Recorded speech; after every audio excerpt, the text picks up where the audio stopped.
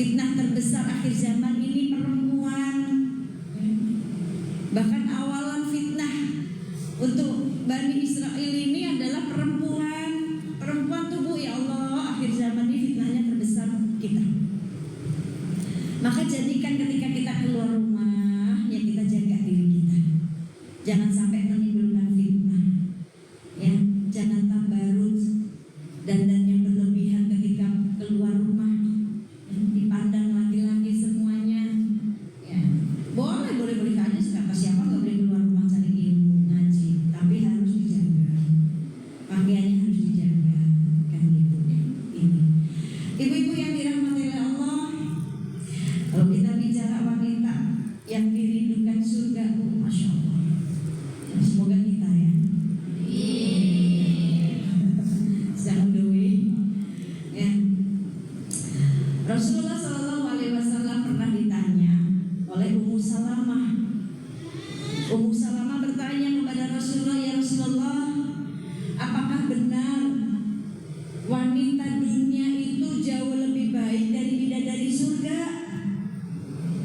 Maka Rasul menjawab, iya benar, wanita dunia jauh lebih baik dari bidadari surga. Ummu Salamah bertanya lagi, kok bisa sih ya Rasulullah? Bidadari surga kan cantik banget, cantik sekali, abadi. Kenapa bidadari surga? Kenapa wanita dunia jauh lebih baik dari bidadari surga? Maka Rasulullah memberikan perumpamaan. Perumpamaan wanita dunia dan bidadari surga seperti pakaian luar dan pakaian dalam. Jawab Rasulullah. Sudah pasti antara pakaian luar dan pakaian dalam, bagusan mana? Lebih bagus mana, Bu? Pakaian luar atau pakaian dalamnya? Tadi bagus mana? Pakaian luar atau pakaian dalamnya? Pakaian luar lebih bagus. Gak mungkin pakaian dalam kita sobek gak bakalan ada orang tahu, ya kan? Mau pakaian dalam kita udah rusak, udah kusut, gak ada yang tahu, Bu. Tapi pakaian luar kita pasti yang bagus. Maka kata Rasul, wanita dunia pakaian luarnya, bidadari surga pakaian dalamnya. Bidadari surga cantik betul, matanya jeli, matanya indah, abadi, kulitnya putih, kan gitu. Kalau minum cincau aja kelihatan, Bu. Kalau makan cincau kelihatan saking putihnya. Ya.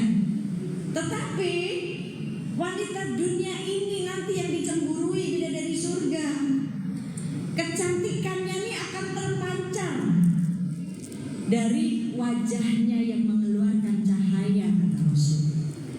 Untuk wanita dunia terlihat nanti wajahnya bercahaya itu karena sholatnya, karena puasanya, karena zikirnya, karena menjaga wudunya, karena menjaga kehormatannya, dan karena taat kepada suaminya. Ini yang urusan yang paling belakang nih, yang agak-agak susah-susah gampang nih, ya. Kan gitu ya. Ini, maka ini yang nanti terlihat dari wanita dunia, kecantikannya terpancar dari wajahnya. Ini yang bikin bidadari surga dicemburu. Maka yuk, kalau kita pengen dicemburui bidadari surga, ya, kita contoh nih perbuatan-perbuatannya, akhlaknya yang dilakukan, ibadah-ibadahnya wanita-wanita yang memang sudah dijamin surga, sudah mendapatkan gelar radhiyallahu anha wa radhu. Siapa aja, Bu? Siti Asiyah, Maryam, Khadijah, Fatimah. Ya, 4 wanita ahli surga. Yang jelas-jelas ini panutannya kita, ini role modelnya kita, mereka. Ya, di masanya Siti Asiyah, istri siapa, Bu? Istri Fir'aun. Ya, hidup dalam kemewahan kerajaan, harta banyak, gak beriman dengan Fir'aun, dapat perlakuan tidak baik oleh Dan suatu ketika Fir'aun tahu Siti Asyah beriman, mengimani ajarannya Nabi Musa, Fir'aun marah, ya, mau disiksa tuh istrinya di hadapan kaumnya Fir'aun, di panas terik matahari, diikat. Begitu mau disiksa, belum sampai disiksa, Siti Asyah nih karena orang beriman, bahkan Allah Subhanahu wa Ta'ala memberikan perumpamaan istri yang beriman itu istri Fir'aun, dizolimi Fir'aun, tetap beriman, tetap sabar, tetap takwa kepada Allah. Maka ketika Fir'aun mau menyiksa siang hari itu, beliau berdoa kepada Allah, dan doanya diabadikan di surat At-Tahrim ayat 11. Boleh dibuka. Yang penasaran doanya, coba kalau udah tahu, ada nggak di dalam doanya istri Fir'aun itu ada doa buruk buat suaminya? Coba dibaca dulu, cari tahu dulu. Udah ketemu belum? Apa coba di situ tulisnya? Apa coba boleh dibacain?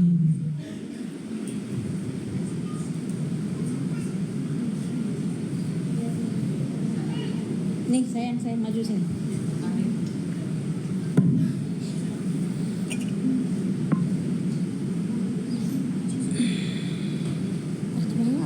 Boleh silakan. Turun.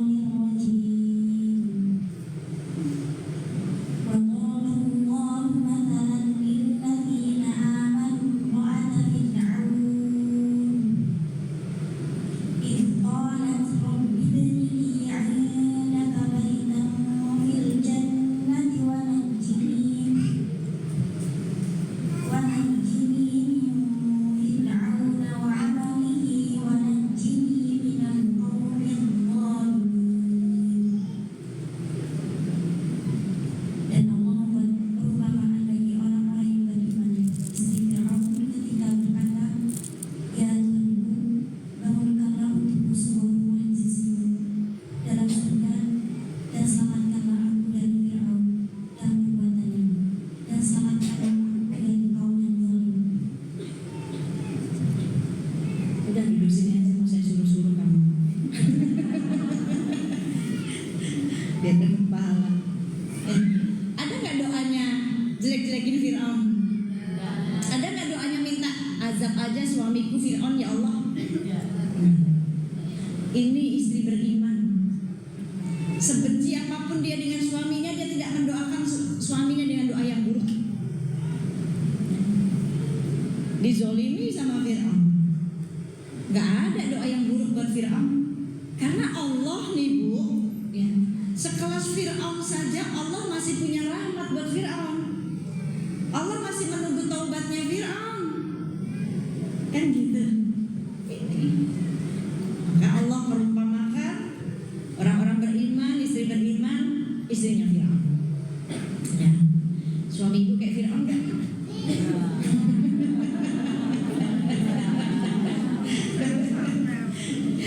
Ya, kalau enggak, ya udah taat. Ya susah amat buat taat. Taat, berlemah lembut, layani dengan baik. Pengen jadi wanita yang dirindu surga, taat sama suami. Buat para istri masuk surga mah gampang banget. Boleh melalui pintu manapun. 4, sholat 5 waktu. Jangan tinggalkan puasa wajib bulan Ramadan. Jaga kehormatan, jaga kemaluan. Yang keempat, taat sama suami. Ini yang susah. Ya. Yang 3 mah insya Allah ya. Sholat 5 waktu gak pernah ditinggalin, tapi ngeremehin waktu sholat sering. Ya. Puasa wajib insya Allah pada puasa. Jaga kehormatan insya Allah. Ini nih yang keempatnya.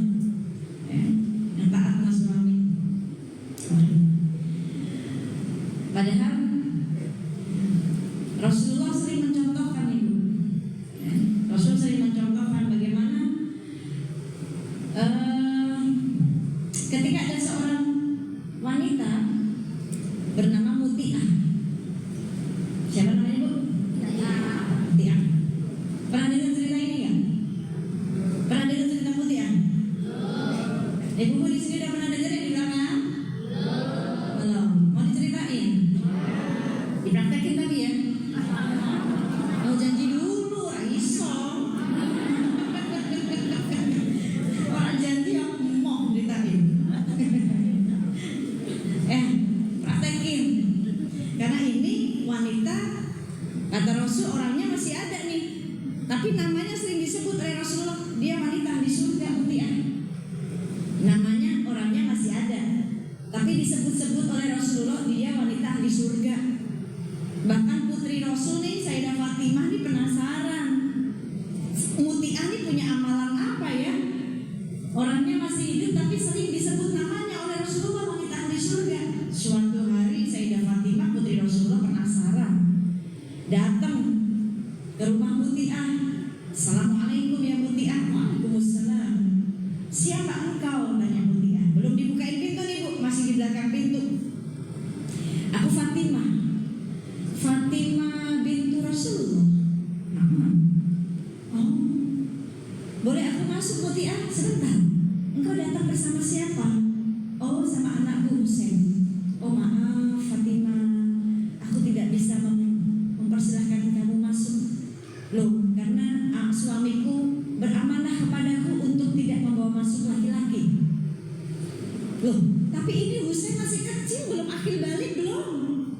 Suamiku nyebutnya gak boleh masuk laki-laki. Dari sini Sayyidah Fatimah paham, oh dia seorang yang amanah. Ya, laki-laki ya sudah laki-laki, gak disebutkan cirinya walaupun belum akil balik. Fatimah pulang membawa putranya. Datang lagi keesokannya.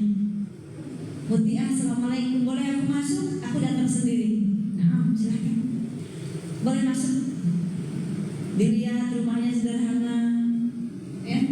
Fatimah bertanya, ya Muti'ah, sesungguhnya aku ini penasaran.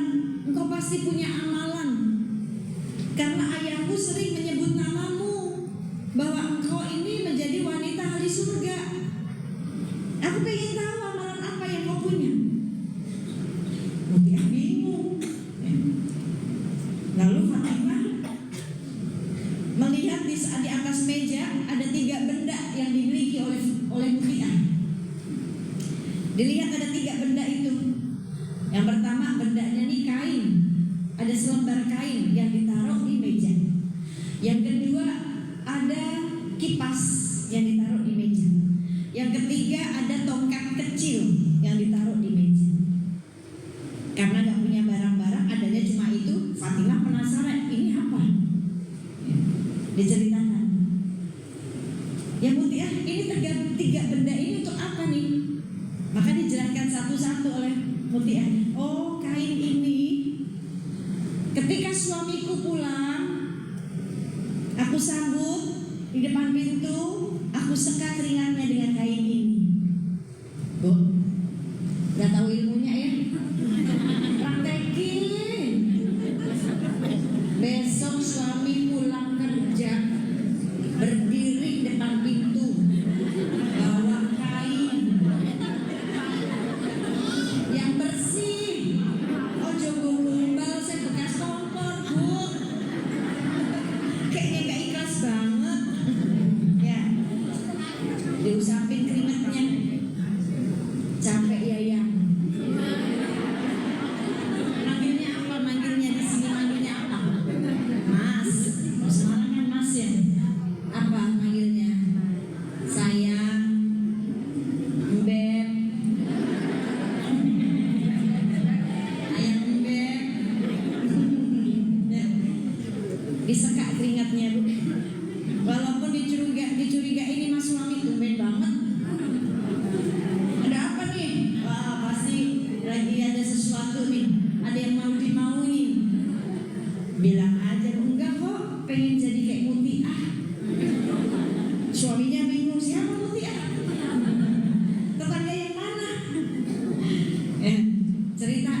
oh Mutiah tuh begini loh.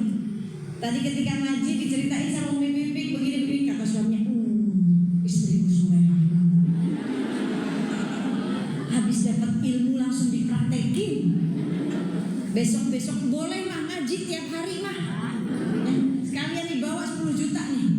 Habisin. Amin aja, kenapa sih Bu? Kami aja suaminya hilaf.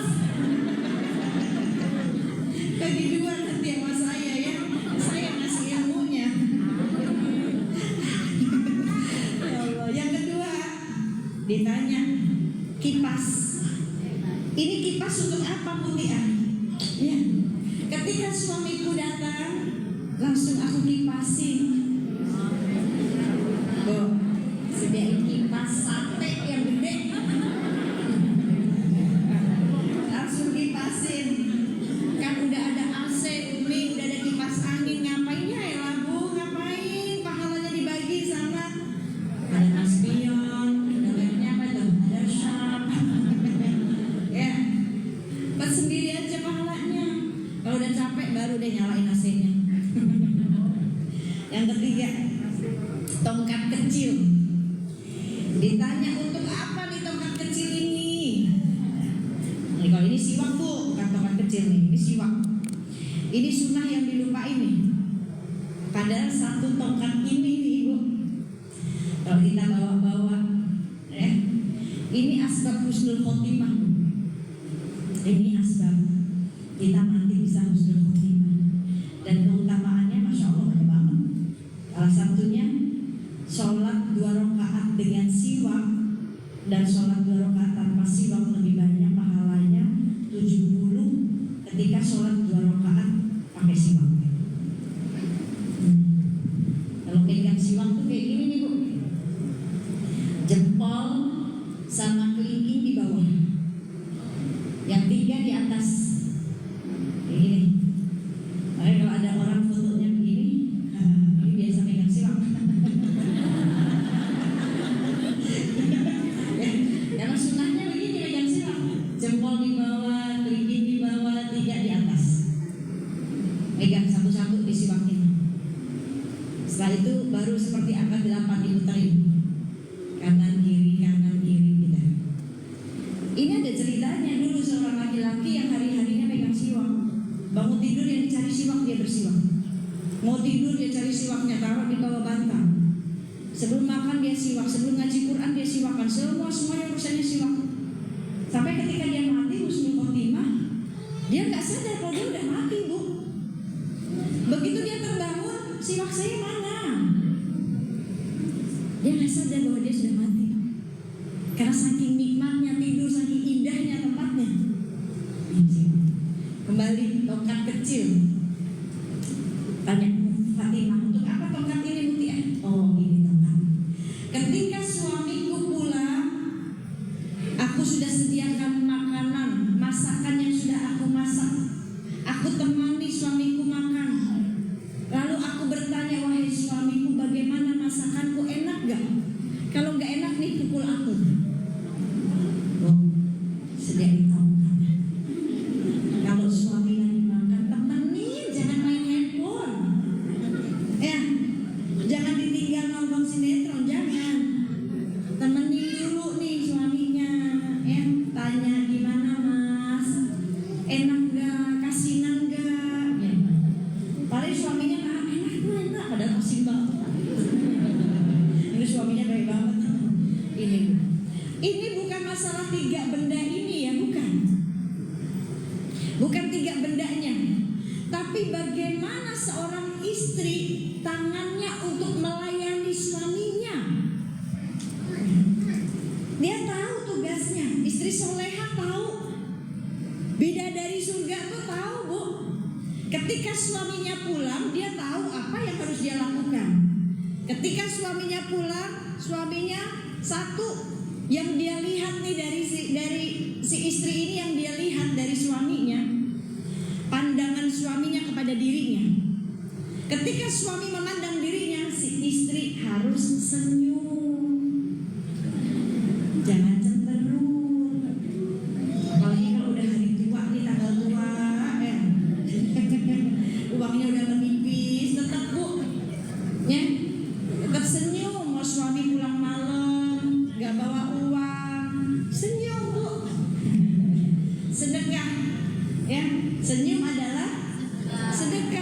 senyum-senyum sendiri, jangan.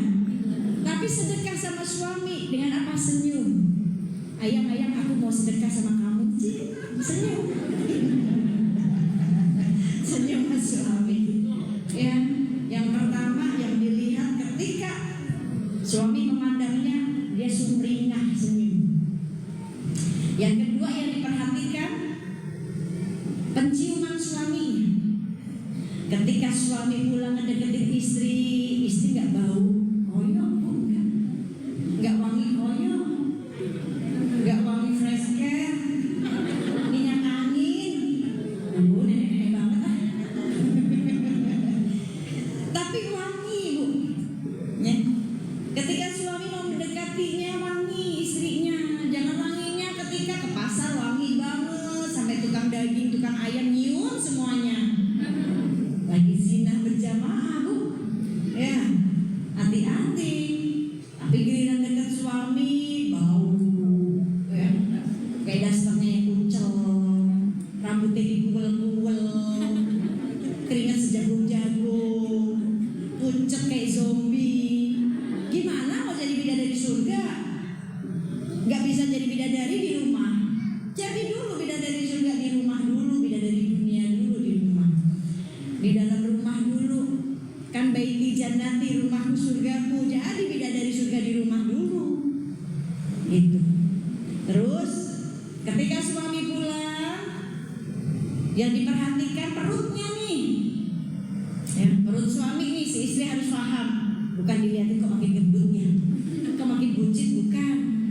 Tapi ketika suami pulang, ya suami lapar gak harus teriak-teriak, mah kok gak ada makanan mah lapar enggak. Tapi udah tersedia nih di mejanya, kopinya, tehnya, jajanannya, makanannya udah tersedia. Mau haus gak perlu teriak-teriak, udah disediain mah istri, itu baru cakep. Kayak gitu ya, manfaatin tangannya nih, dimanfaatin supaya nanti jadi saksi. Kalau perlu pakaian suami cuciin. Iya, wanita seorang istri yang mencuci pakaian suaminya dihapuskan dosanya 70 tahun. Jangan dikasih kesempatan, Mas Bio, sama apalagi Samsung, merek-merek itu, yang pahalanya ambil semuanya buat istri.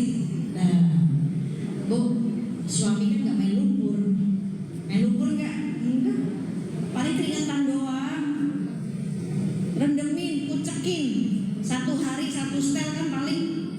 Suami pulang udah porotin semuanya tuh, rendemin udah, besok pagi tinggal kucekin, jemur, selesai, kering, setrika, selesai bu. Nggak sampai berhari-hari numpuk kan gitu. Biar nih dapat pahala saksi. Ya, jadi wanita, jadi bidadari, wanita yang dirindu surga. Lalu apa sih yang harus dilakukan? Tadi takwa, ya. Bertakwa kepada Allah. Jalankan semua perintahnya Allah, kerjain. Perintah suami kerjain. Taat aja sama suami udah berkah, kita taat. Ya. Taat itu bawa berkah, taat itu bawa kemuliaan. Itu. Maka ketika kita ingin dipilih jadi wanita yang dirindukan surga, hijrah nih, diri kita ajak hijrah, semuanya ajak hijrah. Yang biasa gak pernah senyum sama suami, hijrah, senyum. Yang biasa nih suka ngomel-ngomel di mulutnya, hijrah, jangan ngomel lagi, capek kan? Gak capek marah-marah dulu. Marah sama marah-marah beda kan?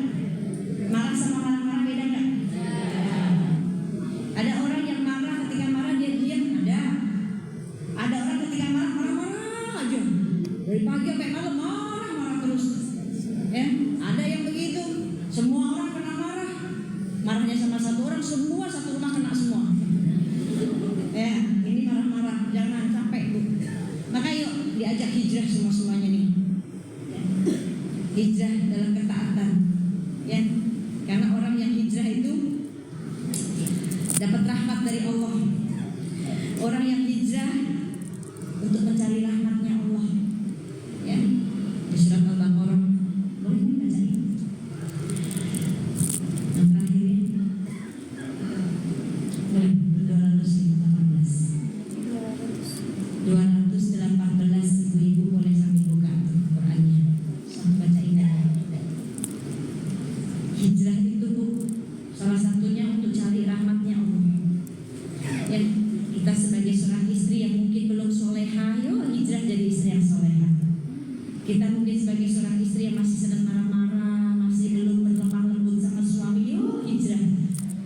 Ajak semua suami.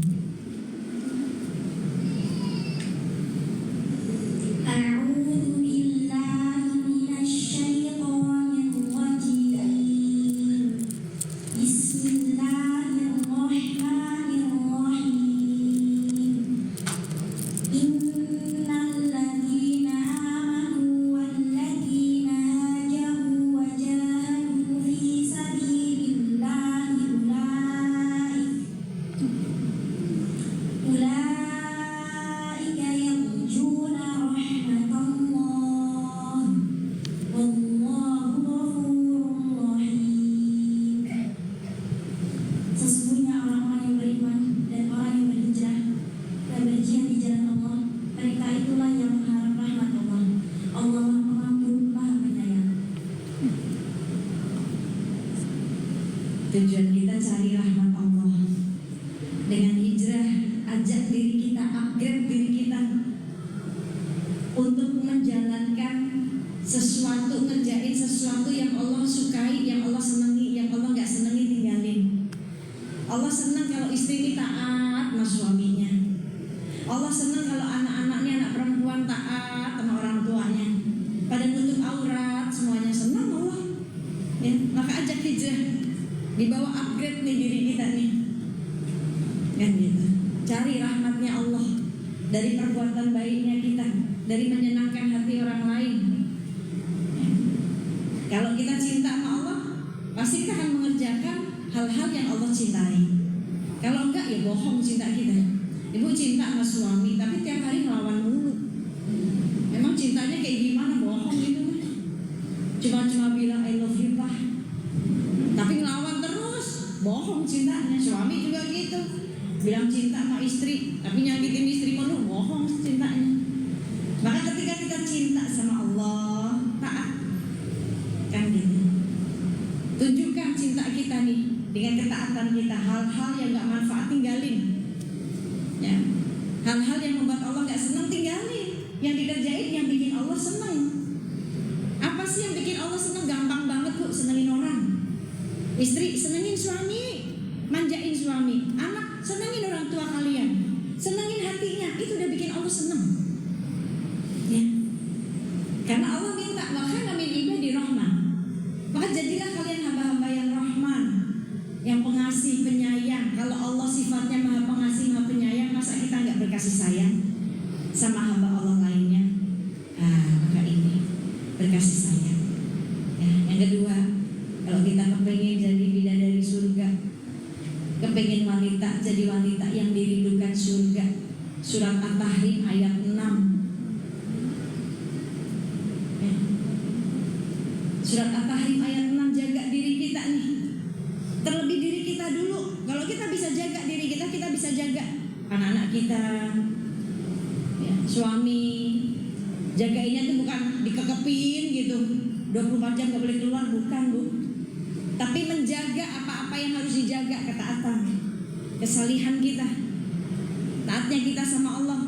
Habli minallah baik, habli minanas insya Allah baik. Boleh dibaca nih.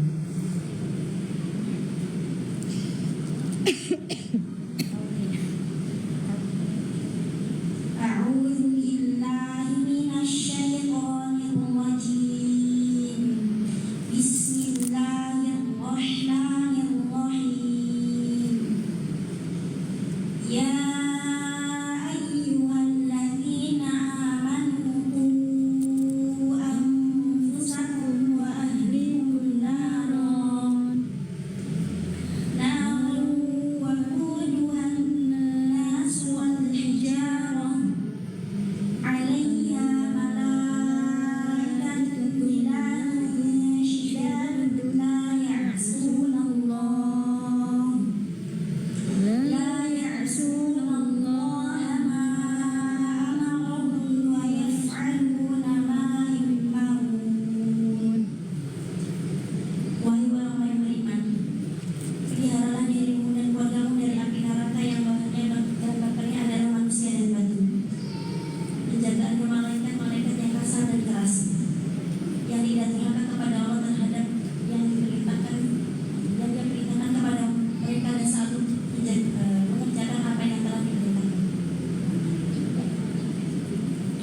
jaga dirimu dan keluargamu dari siksa api neraka. Ini misi dan visi hidup kita. Allah sudah kasih aturan nih, dikasih warning kita. Pengen selamat di dunia, pengen selamat di akhirat, ku anfusakum wa ahlikum. Nah, jaga dirimu dan keluargamu dari siksa api neraka. Ini penting banget. Ketika kita berumah tangga, tujuan hidupnya, tujuan berumah tangga kan tujuan hidup berumah tangga kita kepengen keluarga kita sakinah mawadah, tercipta baiti jannati, rumahku surga. Tapi nggak akan tercipta yang namanya baiti jannati, rumahku surgaku, jika satu keluarga ini tidak menjalankan apa-apa yang harus dijalankan sebagai fungsinya. Seorang suami menjalankan apa fungsinya sebagai seorang suami, sebagai pemimpin, bukan hanya memberikan nafkah dunia, tapi memberikan nafkah akhirat. Ya. Kalau suaminya udah mulai sibuk dunia, tuntut bu, diingetin, diajak sholat malam bareng. Karena dalam hadis Allah merahmati ketika seorang suami bangun tengah malam lalu memercikan air di wajah istrinya dan mengajak istrinya untuk sholat bareng. Allah merahmati seorang laki-laki tersebut. Dan sebaliknya, Allah merahmati seorang istri jika dia terbangun tengah malam, dia percikan air di wajah suaminya dan dia mengajak sholat malam. Maka Allah merahmati keduanya. Percikin ya bu, jangan diguyur, jangan. Percikin aja, jangan diguyur, ngamuk nanti suaminya. Ya ini. Anfusakum wa ahlikum nar. Jaga dirimu. Ketika seorang suami baca ayat ini, ya ayyuhalladzina amanu, hai orang-orang yang beriman, jagalah dirimu. Hai suami yang beriman, jagalah dirimu. Apa yang harus dijaga? Taatnya kepada Allah, habliminallahnya, hubungan dengan Allah perbaiki nih, perbaiki hubungan dengan Allah, taat sama Allah. Kalau Allah ditaati, Allah ditakuti, dia akan takut nyakiti hamba Allah. Dia akan peduli, akan perhatian dengan istri, akan menyayangi, memberikan nafkah zahir batin, ya, memberikan nafkah dunia dan nafkah akhirat, akan kelak memberikan rumah di surga, bukan cuma di dunia doang, kepengen sama-sama di surga.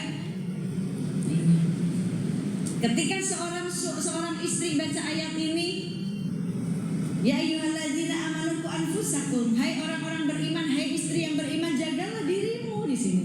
Oh, diri saya sebagai seorang istri nih, apa yang harus saya jaga? Habliminallahnya, ibadahnya benerin, doain suaminya, taat sama suami, jaga dirinya. Kalau istri sudah sabar, tawakal, menjaga semuanya, menyerahkan semuanya kepada Allah, bahwa semuanya milik Allah, suaminya milik Allah, anaknya milik Allah, ya, maka dia mampu menjaga dirinya, mampu menjaga anak-anaknya, mampu mendidik anak-anaknya. Dan tauhidnya kita dibenerin dulu, ya. Seorang anak baca ayat ini, ya ayyuhalladzina amanu qu anfusakum, hai anak-anak yang beriman, jagalah dirimu. Diri seorang anak, oh diri saya sebagai seorang anak, kan di sini tulisannya jagalah dirimu, bukan jagalah dia, bukan, tapi jagalah dirimu, diri kita dulu yang disebut di sini, jaga dirimu. Oh, ketika saya sebagai seorang anak baca ayat ini, oh jaga diri saya sebagai seorang anak, diri saya sebagai hamba Allah, apa yang harus saya jaga? Sebagai hamba Allah, taat saya sama Allah, ibadah saya dengan Allah. Sebagai seorang anak, taat saya kepada orang tua saya, pengabdian saya kepada kedua orang tua saya, pengabdian saya kepada Allah ini. Ketika satu rumah ini menjalankan fungsinya tadi, di surat At-Tahrim ayat 6 yang menjadi warning dari Allah, pengen selamat dunia, pengen selamat di akhirat, pengen terjaga dari siksa api neraka, ku anfusakum wa ahlikum nar. Seluruh keluarga menjaga ini, ya, bekerja sama, saling beramal agama dengan baik, menjaga ini semua, maka Allah turunkan yang namanya sakinah, ketenangan, warahmah, mawaddah warahmah, mutmainah, jiwa yang tenang nih. Ini baru terbentuk baiti jannati, rumahku surgaku.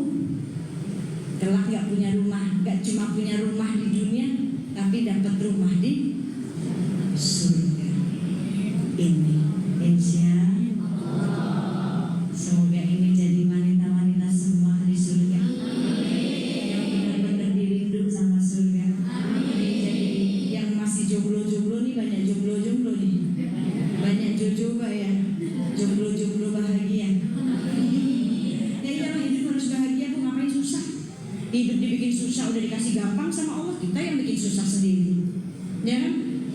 Ini dibikin hidup dibikin nyaman, hidup dibikin mudah, jangan dibikin susah. Kita yang susah sendiri nanti, udah dibikin mudah saja. Cari Allah, jangan cari dunianya. Ngapain cari dunia? Orang dunia nggak pergi, dunia di situ-situ aja. Kita yang kebanyakan kelayapan, dan kadang lupa pulang, kan gitu. Jangan cari dunianya, cari yang punya dunianya, cari, kejar dunianya, kejar yang punya dunia. Ngejar dunia, Bu, kayak makan kuaci, kenyang kagak, capek iya. Benar. Ibu saya kasih kuaci 1 piring, kalau main ke rumah saya habisin. Nggak kenyang doer ke mulut. Iya, ngejar dunia kayak gitu, Bu. Sama saya dulu juga ngejar dunia, capek. Ngejar popularitas, dipuji-puji orang, capek banget. Hidup baru sempurna, nggak sempurna disalahin, banyak mata melihat. Ketika dicaci nikmat, kan gitu, ya. Kan kita nggak bisa nih memaksakan orang lain untuk senang sama kita, tapi paksakan kita untuk terus senang dengan orang lain. Muliakan orang lain, cintai mereka karena mereka hamba Allah. Nikmati, ya, hinaan tuh dinikmati, tapi jangan balas menghina. Ya, Allah bakalan muliain kita, Bu. Gak perlu orang lain muliain kita, gak perlu. Allah yang muliain kita nanti, ya. Ini, lihat dong Rasul mencontohkan kita kayak gimana.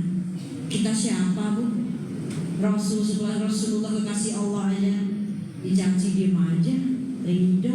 Nah kita siapa? Kan itu nikmatin itu, ya.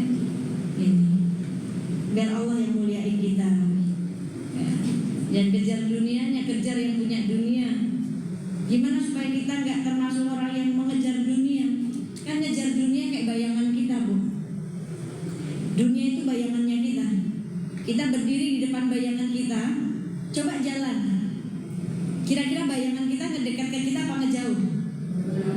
Ketika kita berdiri, depan kita ada bayangan kita, terus kita jalan. Bayangan ngedekat ke sini apa ngikutin ke sana, ngejauh? Jauh.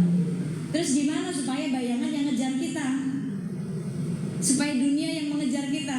Kata Imam Ghazali, putar balik. Belakangin bayangan. Bayangannya ada di belakang kita. Kita jalan, ngikut gak bayangan? Dirubah mindsetnya.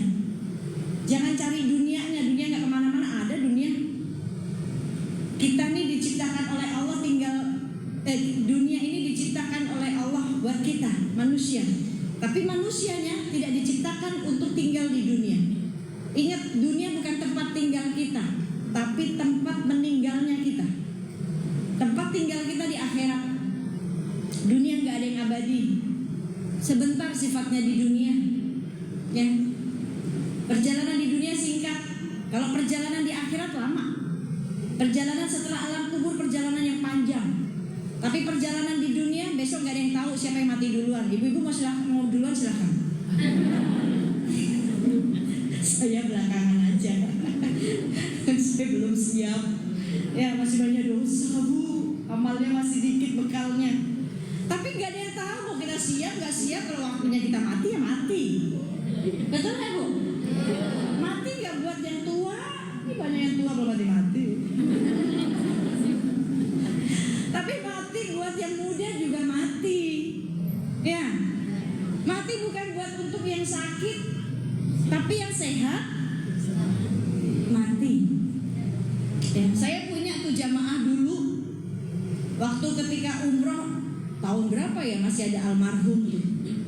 Masih ada Unje, punya jamaah pernah umroh bareng, pulang umroh suaminya sakit, kena kanker stadium 4. Istrinya setiap hari nengokin, ngerawat di rumah sakit. Istrinya sehat.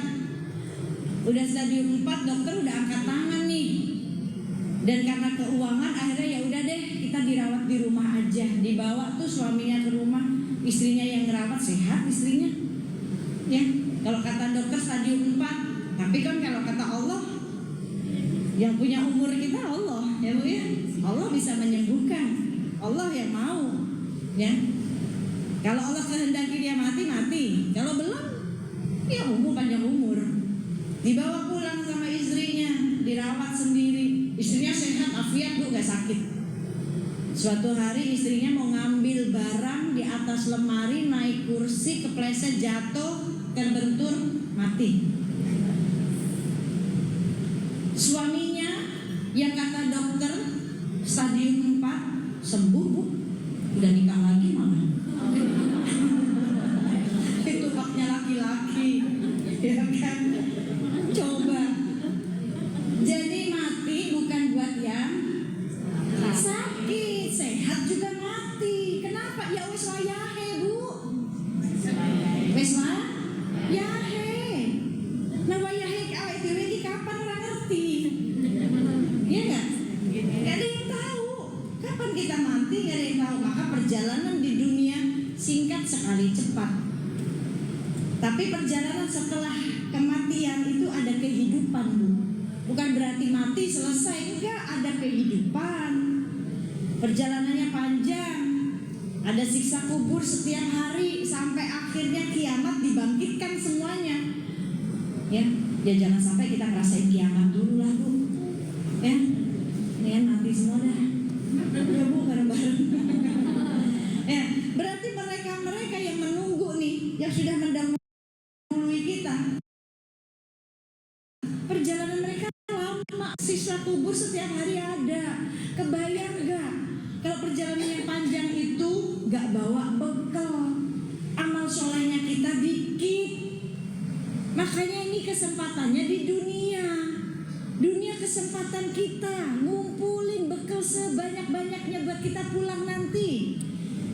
Kebiasaan kita pulang kampung dunia Bu, semua bekal dibawa.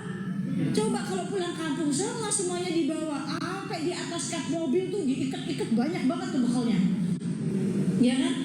Macet-macetan juga ditempuh kalau perjalanan ke pulang kampung dunia. Beli tiketnya tuh jauh-jauh hari. Naik kereta gak peduli mau dia duduk di depan toilet pun juga gak peduli, yang penting nyampe ke kampung tuh. Segitunya, ya. Tapi coba pulang kampung akhirat, kita segitunya gak? Jauh-jauh hari prepare nih cari tiketnya, kumpulin bekalnya jauh-jauh hari, kan gitu. Ini karena perjalanannya panjang, setiap hari ada siksa kubur. Maka jangan sia-siakan waktu yang Allah kasih kesempatan hari ini. Gak ada yang tahu kapan waktu kita habis. Ya, pengalaman Bu, beliau almarhum suami saya masih muda, 40 tahun, sehat, mati Bu. Coba. Yang saya pikir saya bisa besarin sampai nenek-nenek, kakek-kakek sama beliau. Ternyata takdir. Ya ini cerita kehidupan yang gak ada yang tahu. Ketika itu saya masih umur 37 tahun yang ditinggalkan dengan anak yang masih kecil-kecil. Apakah saya akan berpikir seperti itu? Tapi saya enggak. Semua rahasia kehidupan Allah. Kita ini hanya jadi pemain dengan cerita masing-masing. Semua punya peran masing-masing. Dikasih cerita sama Allah masing-masing. Ceritanya beda-beda, gak sama cerita saya sama cerita ibu, gak sama. Tapi tujuannya sama, pulang semuanya ke Allah. Bener gak? Semua bakalan pulang, cuma pulangnya ini yang beda-beda. Pulangnya yang beda-beda. Mau pulang naik motor, mau pulang naik mobil, mau jalan kaki, yang penting selamat. Ini kepulangannya harus selamat. Ya, maka kepulangan selamat ini yang kita cari. Tempatnya di dunia nih. Tadi At-Tahrim ayat 6, kerjain apa yang Allah perintahkan, jalankan. Yang Allah nggak mau, tinggalin. Yang dilarang, tinggalin, jangan dikerjain. Supaya selamat. Kejar nih amalan-amalannya, kumpulin bekal. Ya, perjalanannya panjang. Kalau kita kehausan mau cari di mana? Di dunia kesempatan, dikubur kesempitan. Ya. Maka jangan sampai kesempitan di dalam kubur, cari kesempatannya di dunia. Kejar amal solehnya, setiap waktu harus ada amal soleh yang kita lakukan. Karena setiap amal soleh ada batas waktunya. Kalau waktu kita di dunia sudah habis, selesai, kita nggak bisa beramal soleh lagi. Dunia nyata, akhirat juga nyata, jangan salah. Ya, jangan hanya kita mentingin dunia saja, mikirin urusan dunia, terus kita lupa urusan akhirat kita. Ya, begitu kita selesai di dalam kubur, tahu perjalanan kubur kayak gimana, nyesel, ya Allah, boleh nggak kesempatan satu hari aja, hidupkan saya ya Allah, saya mau sholat, saya nggak mau lagi sholatnya bolong-bolong. Ya Allah, boleh nggak kesempatan sekali lagi saja, saya mau sedekah, saya mau baca Quran.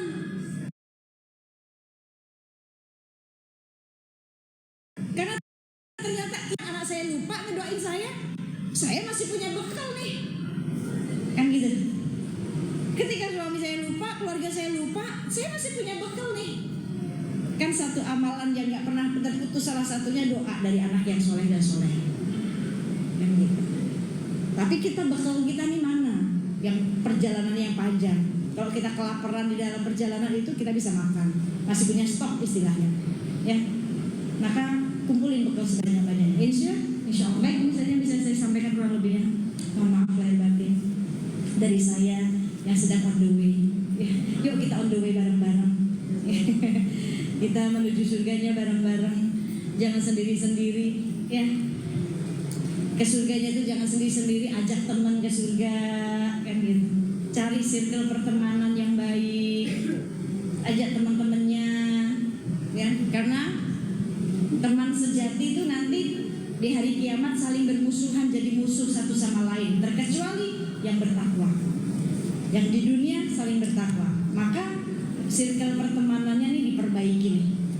Ya, cari teman-teman yang bisa membuat kita semakin taat sama Allah. Ini insya Allah. Baik, ibu yang dirahmati oleh Allah, saya mengajak sedekah dulu nih. Ya, saya punya program membantu saudara-saudara saya di Palestina, juga membantu anak-anak yatim yang putus sekolah untuk biaya sekolah mereka. Ya, ini programnya saya, dan saya mau mengajak ibu-ibu untuk proyek akhirat ini. Ya, silakan timnya, panitia kalau mau bantuin, silakan diedarin. Ya, ini buat bantu saudara-saudara kita di Palestina, Bu. Mereka sampai hari ini udah 100 berapa hari ya? 105 hari mungkin masih dalam penjajahan. Ya. Kita bisa tidur nyenyak, bisa makan enak. Saudara-saudara kita di Palestina, Bu, terancam hidupnya. Gak bisa makan, gak bisa tidur. Ya, kita bisa leluasa. Yuk bantu saudara-saudara kita di Palestina nih. Yuk sambil kita sholawat, kita doakan dalam sholawat ini, doakan saudara-saudara kita di Palestina supaya Allah turunkan kemenangannya, Allah berikan pertolongannya, yang zolim dikumpulkan dengan yang zolim. Ya.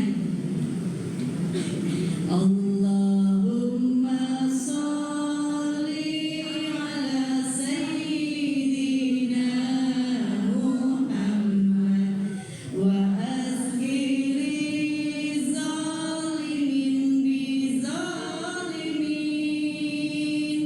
Allahumma sholli ala sayyidina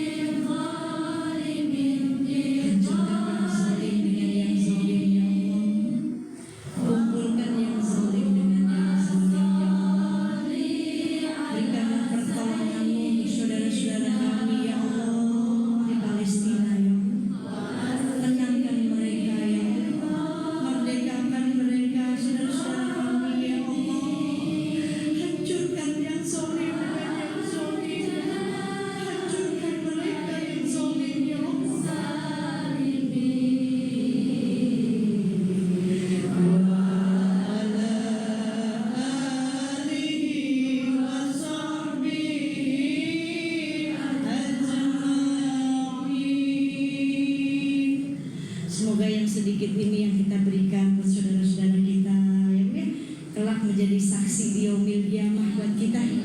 Kelak kita ditolong karena kita sudah menolong saudara-saudara muslim kita. Karena satu muslim dengan muslim lainnya itu satu tubuh, Bu. Jika yang satu sakit, yang satu pun merasakan sakitnya. Jika yang satu terluka, lukanya pun bisa kita rasain.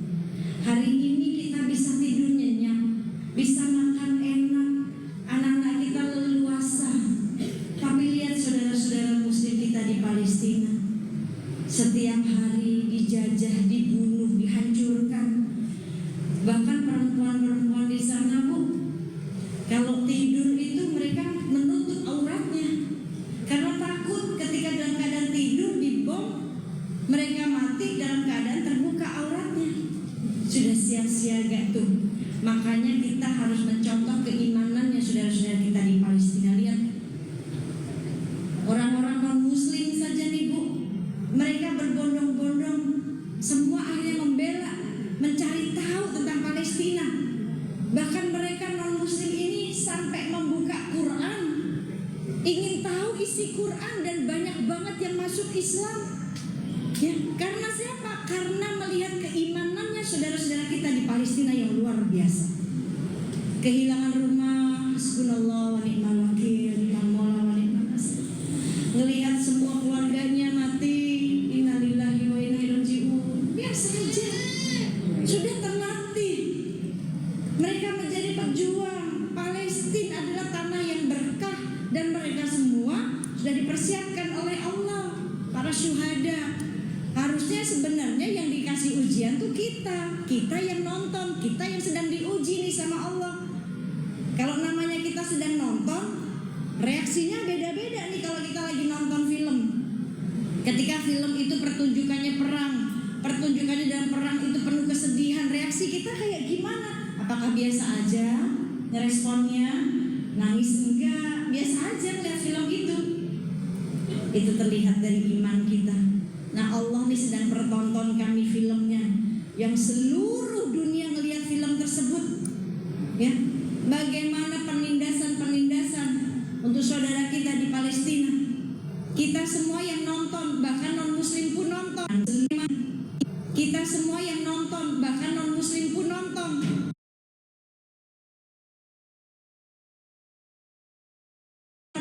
Penindasan untuk saudara kita. Allah kepengen lihat beluakum ayyukum ahsanu amal. Allah ingin melihat siapa yang paling baik amalannya nih di antara hamba-hambaku ketika melihat pertunjukan ini, antara pertunjukan Gaza ini. Kita sebenarnya yang diuji oleh Allah keimanan. Nah, kalau kita nih bisa bantu dengan harta kita, yuk jihad dengan harta kita. Kita nggak bisa jihad ke sana, Bu. Nggak sanggup mungkin kita. Satu, takut, belum siap mati, kan gitu. Tapi ketika kita punya harta, jihad. Ketika kita nggak punya harta, doain yang baik. Udah nggak nolong, tapi julid, doain juga enggak. Nauzubillah min dzalik. Apain harus jauh-jauh ke Palestina nolongnya? Di sini juga masih banyak orang yang susah. Susah-susahnya di sini masih bisa tidur nyenyak, Bu. Bener nggak? Masih bisa makan. Ini sesusah-susahnya kita di sini masih bisa makan, masih bisa main handphone. Ya, jadi kalau ngomong begitu salah. Itu justru menambah luka saudara-saudara kita di Palestina. Disuruh boikot, ngapain sih diboikot? Kasihan orang pada kehilangan pekerjaan. Sekali-sekali keluar dari zona nyaman itu, Bu. Mereka kehilangan rumahnya, kehilangan pekerjaan, masih punya rumah, masih bisa tidur nyenyak, masih bisa main handphone, kan gitu. Gak kekurangan makanan. Nah, ini sebenarnya Allah sedang uji keimanannya kita. Ya, semoga yang sedikit ini bermanfaat. Insya Allah jadi saksi kita di yaumil qiyamah. Ya, insya Allah. Baik, ini saja yang bisa saya sampaikan. Kurang lebihnya saya mohon maaf. Ya, doain saya sehat afiat. Jadi minta sehat, Bu. Ya, karena dakwah ini pilihan buat saya. Saya niatin cuma pengen nyenengin Nabi aja udah. Ya, pengen nyenengin Nabi walaupun lelah. Dunia memang tempat lelah, Bu. Istirahatnya ya nanti udah mati. Kan gitu. Maka memanfaatkan waktu dengan sebaik-baiknya. Pengen manfaat, ninggalin anak-anak saya ridho udah insya Allah. udah dititipin ke Allah anak saya, kan gitu. Ya, karena tahu emak bapaknya memang buat umat kan gitu. Ya, anak saya bagian dari umat saya. Ya, anak saya udah rindu insya Allah. Lagi anak sudah besar semua. Ya, jadi mereka udah paham, udah